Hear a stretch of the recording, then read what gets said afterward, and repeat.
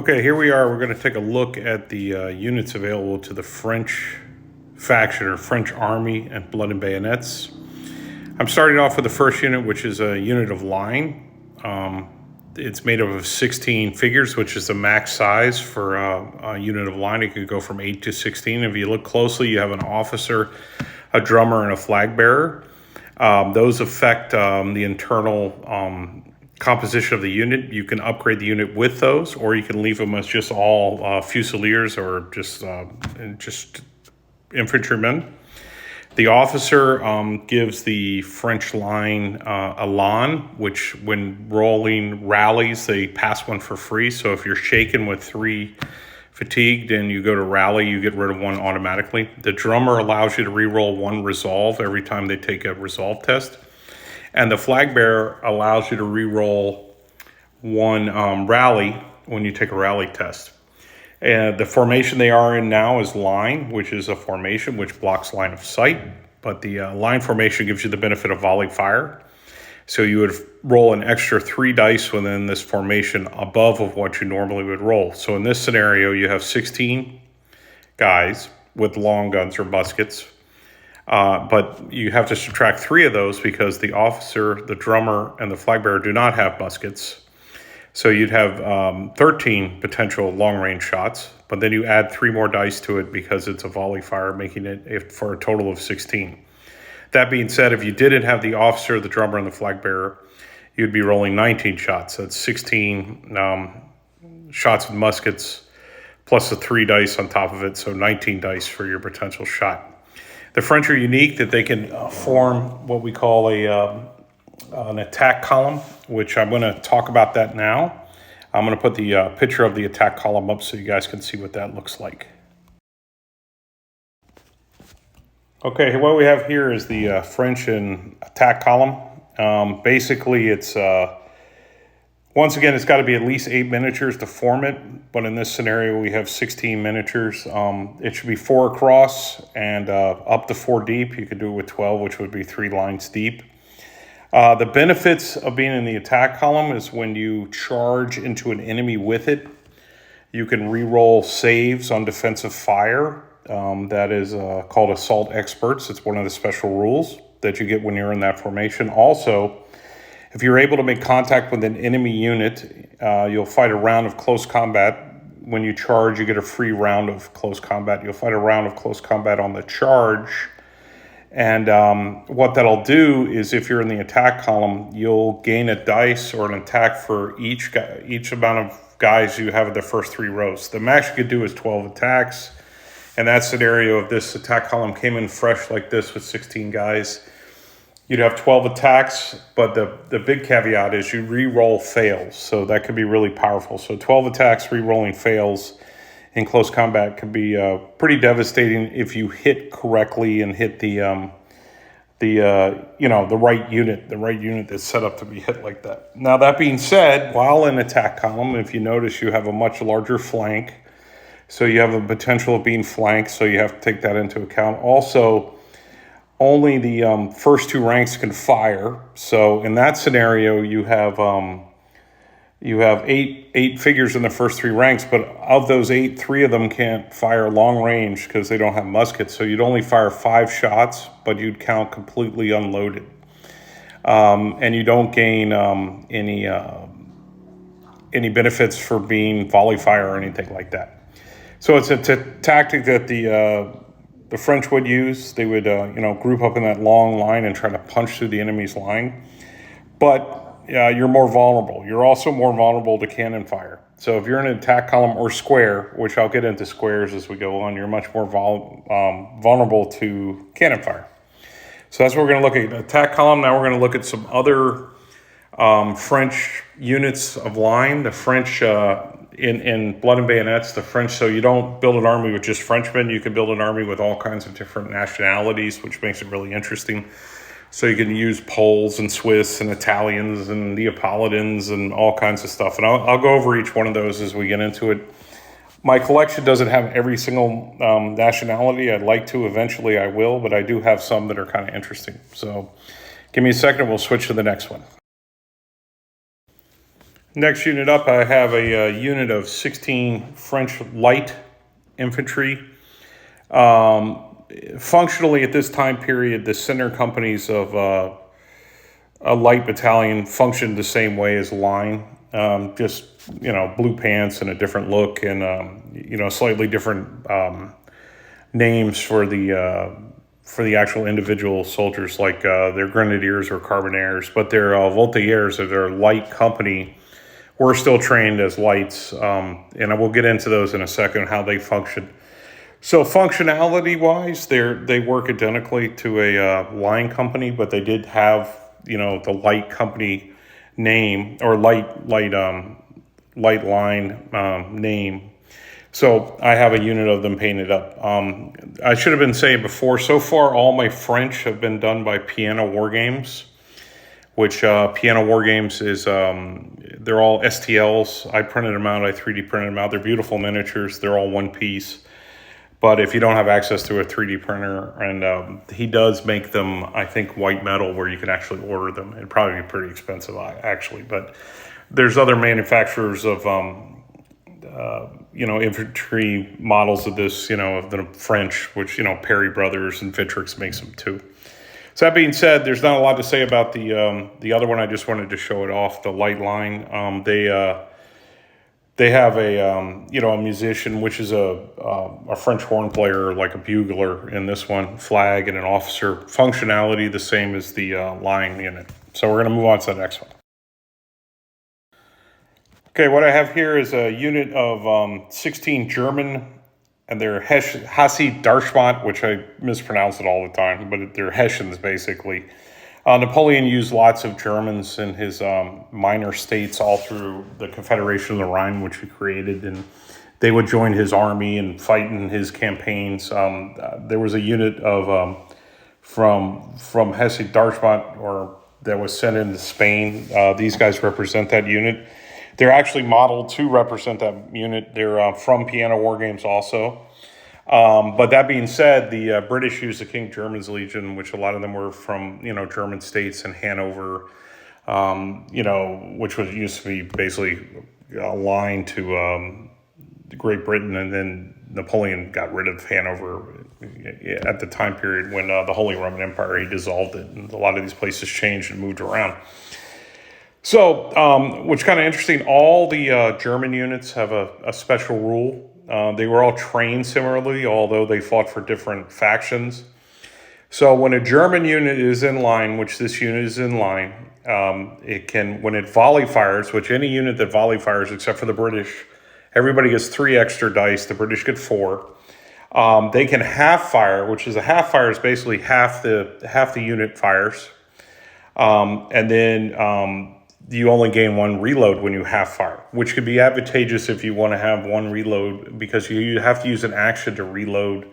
So if you only have 1, it makes you less vulnerable to charges and stuff, because if you're unloaded, you can't defensive fire.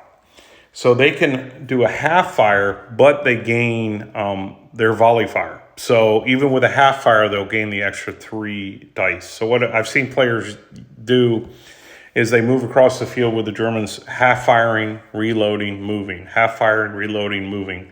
And then when they get closer, they'll do a full volley and then charge in, or do whatever, maneuver into close combat. So, that's their big rule. That's saying that the King's German Legion in the British Army has the same rule.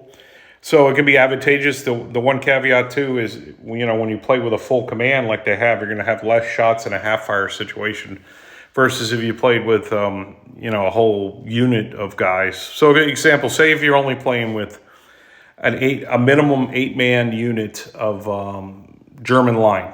So you would fire, if you're firing a full volley, you'd fire the 8 shots, no upgrades, no officers, none of that kind of stuff, with +3, so you'd fire 11 shots with 8 guys. Conversely, if you did the German, the half shot, where they can, advance a fire, you'd fire 4 shots, so you'd fire actually 7, because you'd still add the 3 extra die for the volley fire. So now you're firing 7, but you only have 1 reload. So it's up to you as a player how you want to manage it, and how what do you think is the best scenario to use it for. But that's one of the little special rules with the Germans. So we're on to the next unit. Okay, the next unit up is a unit of Polish line in French service. Napoleon helped create Poland again from carved out of the Austro-Hungarian Empire, and the Polish people were very loyal to the French for that, and Napoleon in general. A lot of Poles fought bravely for Napoleon and his armies.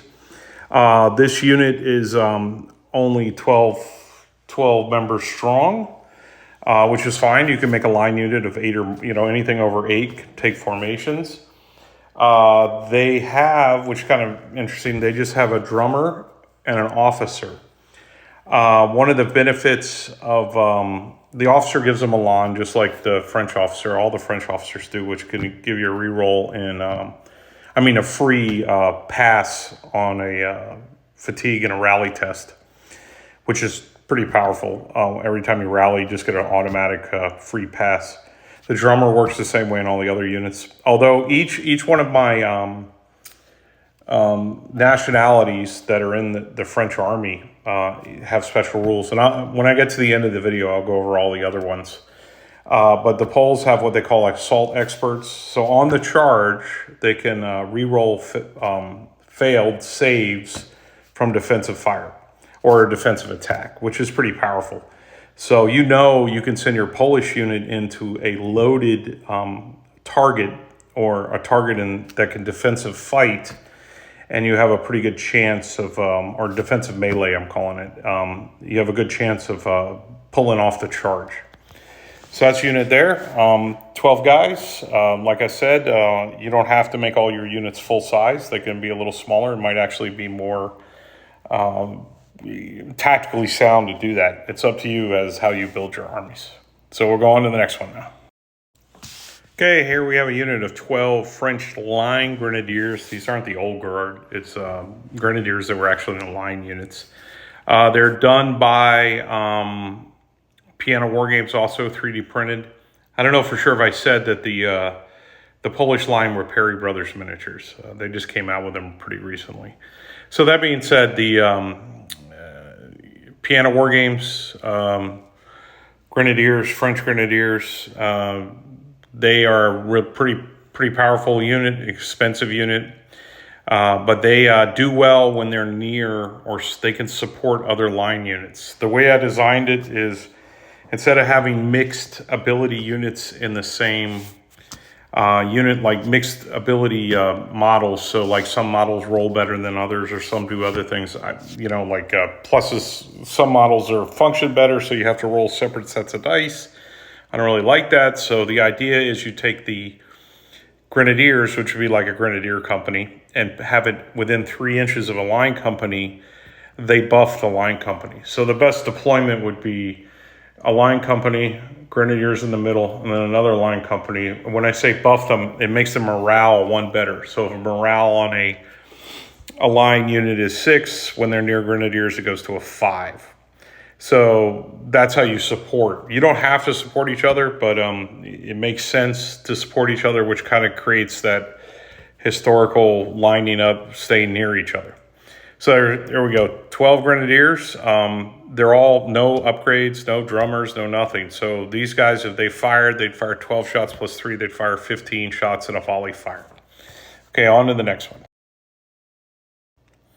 Okay, what I have here is a unit of 8 French Voltigeurs. I'm probably mispronouncing that because I'm not that good at pronouncing French. I pronounce French a lot like I'm speaking Spanish. But 8 guys. Voltigeurs is like vaulters or jumpers. They're part of a company, one of the companies in a battalion. So you have the light company, the grenadier company, and then the center companies, which was usually 4. So these guys would skirmish out in front of their other troops. Napoleon didn't like rifles, so these, there wasn't. Although there are some German units that do have rifles on the French side, but these guys, would jump out in front of their units, harass the enemy, kind of create a screening force. So they can take skirmish formation, which they can have the wider or larger unit cohesion, 2 inches instead of the 1 inch. Also, they when shots go through them, targeting a unit behind them, they can or a player can put the potential damage on them. Why would you ever do that? They have a better shoot save than the line guys, so they create like a screen. You could move them out of the way. You could form them into line if you wanted to, but if they form into line, they lose their skirmish ability. So that's a unit of just 8 of them. They have no upgrades or anything, just 8 guys to be out in front to harass the dirty British, but harass your opponent. So that's 8 skirmishers. We're going to move on to our next one.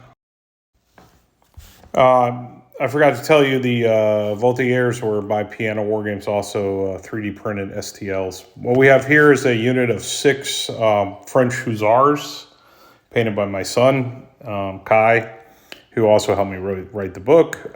They are Perry Brothers miniatures. I think they're the second Hussar. I'm not 100% sure. I'm about 90% that's what they represent.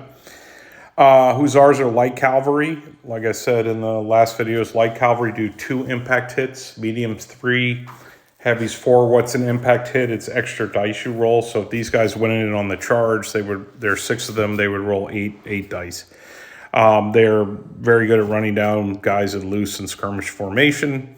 They have an officer, which French officer gives them a Milan, and which allows the free rally test. When you pass one of the fatigues, it goes away. And a musician. They also have impetuous. They have to charge if they're in charge range. Hussars were known for that. As General LaSalle said, who was a very famous commander, if a Hussar lives, or French general, if a Hussar lives past 30, he's failed. So they kind of imbibed that, and they did that. Hussars did that in a lot of the different nationalities. It wasn't just uniquely French. Okay, that being said, we're going to go on to our next group of cavalry. Okay, the next group of cavalry, or French cavalry, is a group of chasseurs à cheval, which is hunters on horseback. These are by Piano War Games also. They are light cavalry. I went for a full unit of 12, so that's as big as a cavalry unit can get. They have an officer, which gives them a Milan, just like all the French officers, and a musician. You could add a flag in if you wanted to. But light cavalry, similar to the Hussars, but they don't have the impetuous special rule. 2 impact hits on the charge. So if you came in with a full charge of all 12, you'd be rolling 14 dice. Devastating to units in loose and skirmish formation. Also good at kind of skirting around the edges of the board to try to get some flank charges and stuff. So that's 12 chasseurs à cheval. So I don't remember which regiment they represent. I can't remember. One of the ones in Spain, hopefully. But it's I can't remember which one I modeled them after. Okay, here we have a unit of 6 French dragoons. They are Vitrix models.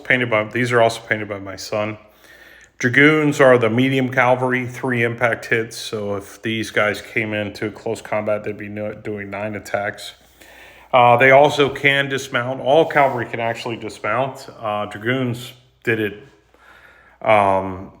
more regularly than a lot of the other cavalry, although most cavalrymen would probably want to stay with their horses and not give them up. But in, situations in battles and stuff, it's, hey, get out of your horse, hold the redoubt, hold the building. So you can't do that on a horse. So you could do that. You always have that option, but once you get off, you're off for the game. You can't get back on. So, and you need the models to show them on foot. Although manufacturers do make dismounted dragoons, which are kind of cool. So I think they're kind of neat. So that's unit of 6 dragoons. You can obviously go bigger, and as I said, they're Vitrix. These are some medium cavalry. Okay, here we have the fabled Polish Lancers. I put them in the game because I like Polish Lancers. They're, very historically interesting unit. They did make their name for themselves in the peninsula, and then they were, ensconced in Napoleon's guard and stood by him throughout the rest of the Napoleonic Wars. This is an 8-man unit. It has an officer and a musician. Same thing for the musician allows you to reroll resolves. Also, the miniatures are made by Vitrix. These are another set of Vitrix miniatures. The lances are kind of unique. Lances, I have rules that if it's bayonet on bayonet, there's no advantage. If it's a lance on a bayonet, then bayonets cannot defensive melee because the lance is longer. So it makes squares a little more susceptible to them. Not saying that they're going to automatically break a square, but they have a better chance than just regular cavalry, sabers and stuff coming in. But they're devastating to anybody with just bayonets in the open because they won't even be able to defensive fight back with them because of the lances.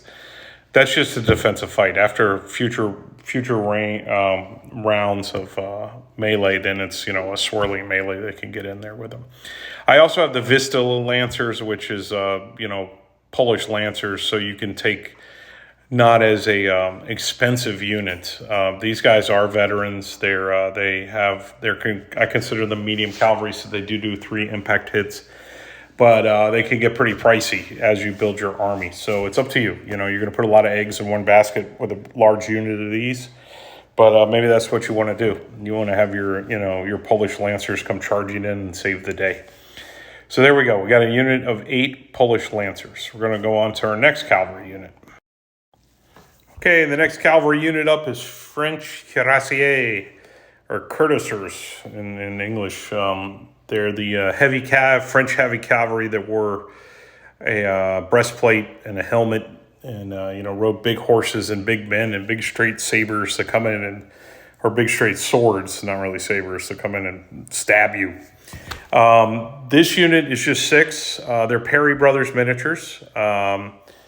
They don't have any upgrades, no officers, no, musician, nothing. You don't have to build your units with this. But in this scenario, there's 6 of them. But they get 4 impact hits. So if you charge a unit with these guys, you're going to roll 10 dice. If you can get them in the flank, you're going to roll an extra 3 on that. So that'd be 13. Or if you can run them into some guys that are loose or in skirmish formation, you get the extra 3. So you'll be rolling 13 dice. They do have a limited save because they do have armor.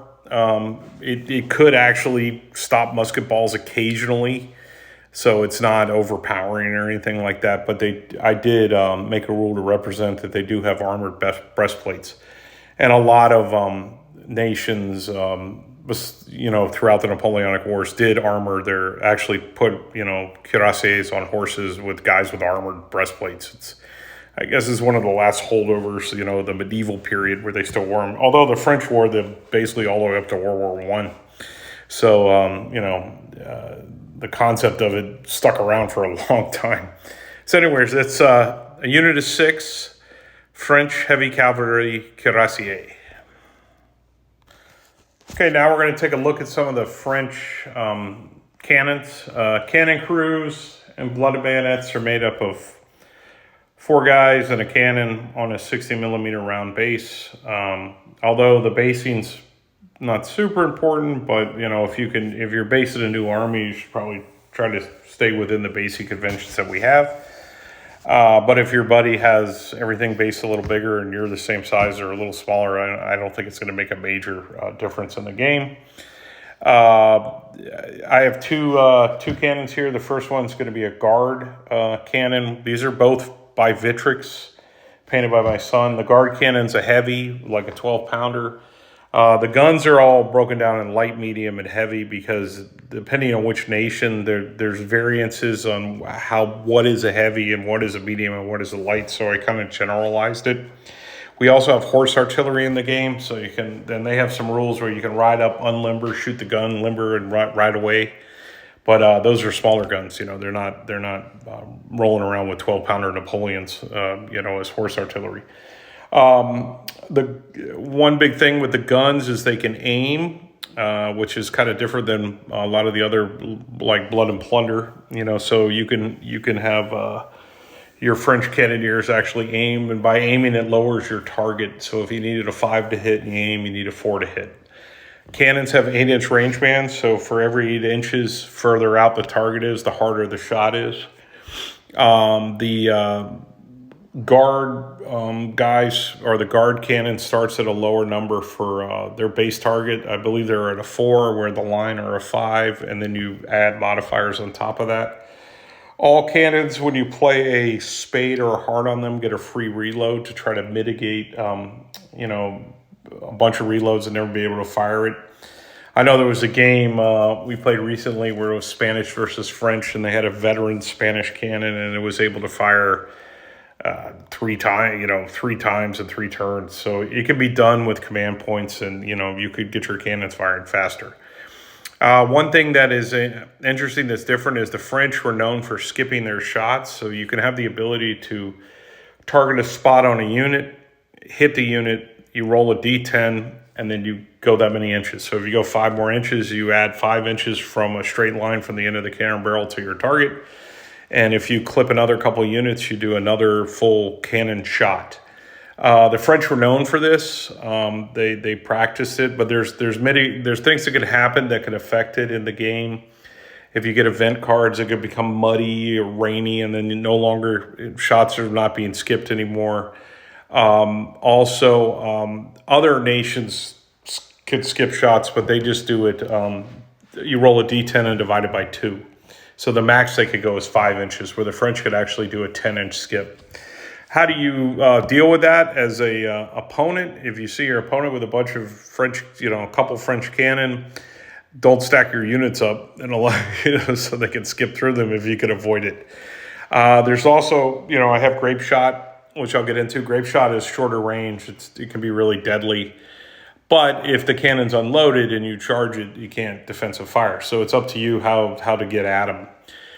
We do have counter battery fire. So if you target an enemy unit, an enemy cannon to cannon, and your hit roll is a 10, you knock the cannon out. So you could actually just destroy it. It represents the cannonball actually hitting into the opponent's cannon, disabling it. It's no longer functional.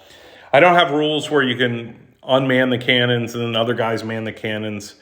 My thought process is if these guys are going to give up one of their guns, they're going to spike it anyways. So it's to make it not usable to the enemy. And they're trained to use them. A bunch of lying, French lying might not know how to use it as effectively, or have a hard time understanding how to use it. You can move cannons, but you need a team of horses to do it, to limber it. The battlefields in Blood and Bayonets are supposed to represent, kind of close range. We're close. They're engaged already. That's why I don't have march columns and things like that, because we're already engaged. So moving your cannons around a lot, you could do it if you want to. I don't know why that would be a big benefit. If you set it up in a good position to cover the field, you should be able to, cover up the entire battlefield with a cannon shot.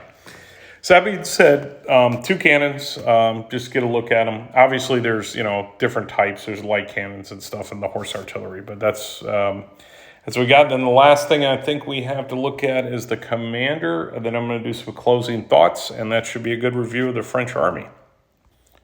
Okay, we have the French commander of the force. As I said before, all commanders start with a 6-inch command range, and the unit is made up of a commander on foot with 3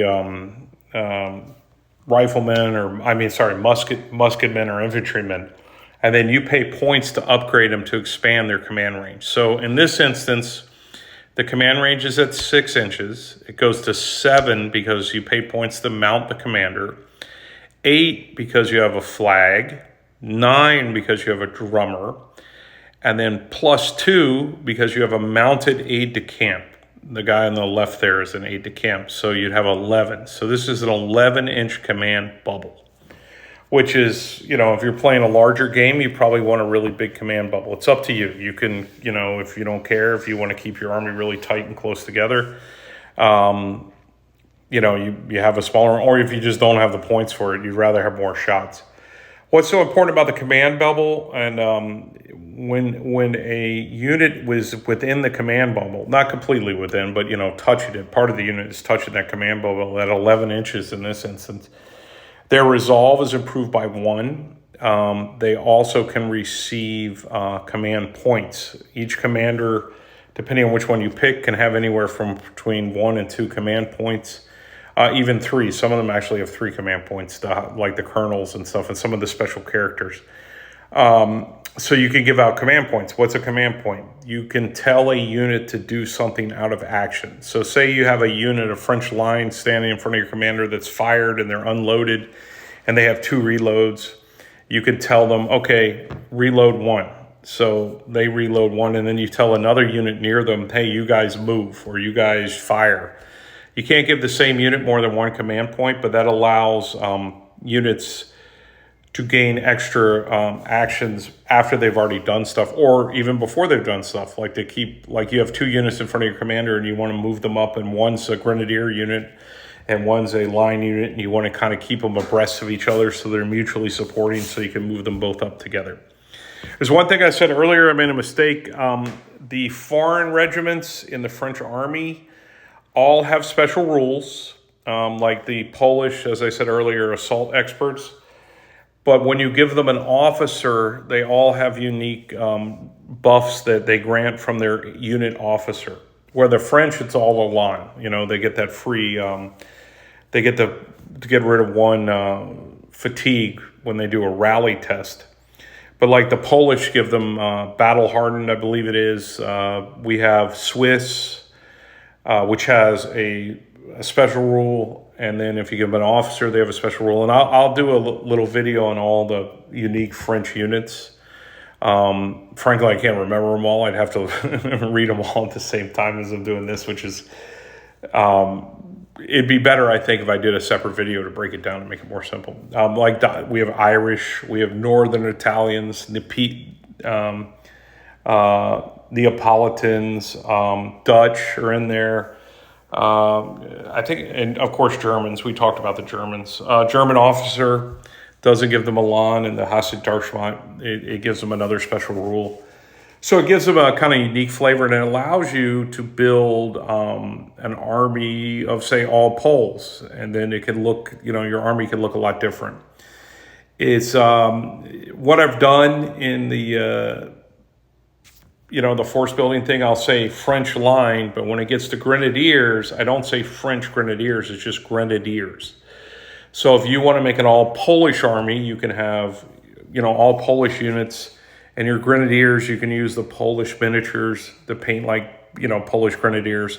Grenadiers have their own special rules that'll be across all the board. They'll be the same for everybody, but at least your army can look cohesive if that's what you want. Same thing with Voltigeurs, the lights. It just says Voltigeurs. It doesn't say French Voltigeurs. So if you want to make, you want to have Swiss guys with their red coats running around, as lights, you could do that. Same goes with the cavalry and all those kind of things. So I'm allowing you to, where functionally they'll play the same, but they'll look better on the battlefield. Looking good and looking nice. It's Napoleonic miniatures. I think a lot of fans of them are really, for me, I'm a big uniform guy, and I think they're, it's fun to paint. It's beautiful. They have a lot of beautiful uniforms, and they look super colorful, and I want to kind of keep that vibe going. So that being said, my plan is to do another video on the Spanish. I'm probably going to do the Spanish with the Portuguese, not because the Spanish are less. It's actually the Portuguese. The Portuguese are more simple. They have less units than a lot of the other ones because they were so heavily integrated with the British, where the Spanish have a lot of unique units like Walloons and Irish and the Swiss. They even have Swiss in their army. The other one I'm going to do is a video on the guerrillas. I have the guerrillas as like a separate force because the guerrillas were they basically developed into full-blown armies by the end of the war, and some of them were actually more effective than the actual Spanish regulars. Like actually, a lot of them were, and even in a stand-up fight. And then but one thing I want to reiterate too is how much you can, mix these units together. You can mix, French with, the French have a lot of their foreign units intermixed, but like the Spanish can be mixed with the guerrillas, and the guerrillas can be mixed with the British, and the Portuguese obviously could be in there too. One other thing I do have, which just reminded me, is I have Joseph Bonaparte's Spanish army in the game also. Which, why would you ever want to use them? A lot of them are, they're pretty low caliber troops, but it's a points game. If you just have a little bit of points left in your force, you can squeeze in a unit of Joseph Bonaparte's, line or something like that to kind of squeeze them in there to fill out your unit, fill out your force and have another unit maybe to hold an objective or something like that. So that being said, I hope you enjoyed the video. Please, if you have any questions, any suggestions, please comment. Subscribe. I know I wasn't saying that in my first videos. I'm kind of new to you. I'm not new to YouTube, but new to running my own YouTube channel. And I look forward to producing the next one, and hopefully you guys will take a look at it. So check it out.